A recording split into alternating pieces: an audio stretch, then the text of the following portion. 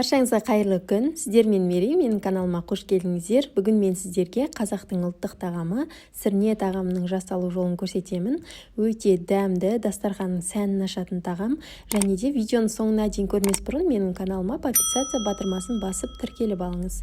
Алдымен қызып тұрған майымызға осылай картоптарымызды ашып, біртіндеп салып, осылай қызарғанша қуырып аламыз. Картопты осылай қызартып қуырып алсаңыздар, сонда сіздің тағамыңыз дәмді әрі өте ерекше көрінетін болады. Картоптарды осылай бөлек майдан алып аламыз, және ол майды біз бөлек ыдысқа құйып аламыз. Қазанымызды босатқаннан кейін мен майдың орнына осылай еттің өзінің майын қолданамын. Сонда тағамымыз одан да дәмді болып шығады. Сұйық майға қарағанда осылай еттің майын бірінші алғашқы қуырып алсаңыздар, қыздырып, осылай май шығады өзінің. Сосын майды бөлек алып тастасаңыздар да болады, немесе тағаммен бірге қосып қуыруға да болады. Мен бөлек алып тастаймын. Осылай еттерімізді турап дайындап алғаннан кейін қазанымызға саламыз қызып тұрған майға, және кішкене араластырып қуырып алғаннан кейін қақпағын жауып, орташа отта жарты сағаттай бұқтырып қоямыз. 30 минуттан кейін біздің етіміз осылай кішірейіп, біршама пісуге дайын болады. Және осы жерде мен кішкене жүрек қосып жібердім. Жүрек қоспай жасасаңыздар да болады, тек етпен жасауға болады. Менде жүрек болғандықтан осылай кішкене қосып жібердім. Немесе бауыр қоссаңыздар да болады. Жүректі қосқаннан кейін тағы да кішкене араластырып, дәміне қарай тұз саламыз. Мен 1,5 шай қасық тұз салдым, және оның үстінен осылай дәм беретін китайский приправа деген болады. Содан да кішкене қосып жіберсеңіздер болады. Бұрыш саламыз, араластырып, қақпағын жауып, тағы да жарты сағатқа бұқтырып қоямыз. Міндетті түрде орташа отта бұқтырып қойыңыздар. Және осының үстінен туралған 2 штук пияз саламыз. Пияз салғаннан кейін араластырып алып, 10 минутқа тағы да қақпағын жауып қоясыздар. Сонымен біздің тағамымыз жартылай дайын болды. Осы кезде үстінен дайындап қуырып алған картоптарымызды саламыз. Картопты салғаннан кейін осылай кішкене суына батырып қойсаңыздар болады. Достар, бұл жерде су құймаймыз, еттің өзінің суы шығады.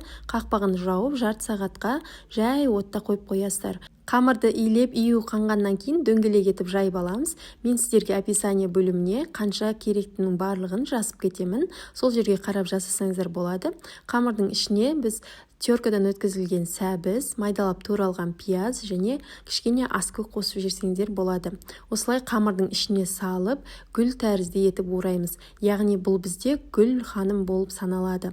Гүл ханымды бөлек мантыварка деп пісіріп аламыз.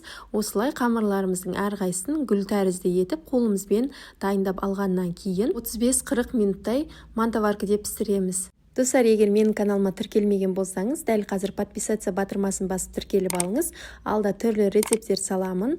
Міндетті түрде және де қоңыраушаны басып қойыңыздар. Сіздерге алғашқылардың бірі болып видеоны көре аласыздар.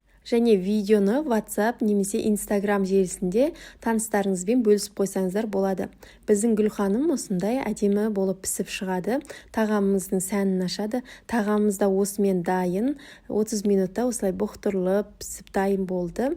Дайын болған тағамымызды осылай астауға немесе өзіңіздің әдемі ыдысыңызға салып ұсынсаңыздар болады. Мен мұнда майын кішкене құйып жіберіппін. Майын құймай тек еттерін салсаңыздар болады. Осылай салып алғаннан кейін үстіне гүл ханымдарымызды қоямыз. Гүл ханымды да және мен 6 дана жасадым. Сол қамырдан 8 дана шығаруға да болады. Осылай бетіне көк пияз себеміз. Осымен тағамымыз дайын, өте әдемі, дәмді болып шығады. Рецепті қайталап жасап көріңіздер және комментария бөліміне қай қаладан қарап отырсыз сол туралы жаза кетіңіз.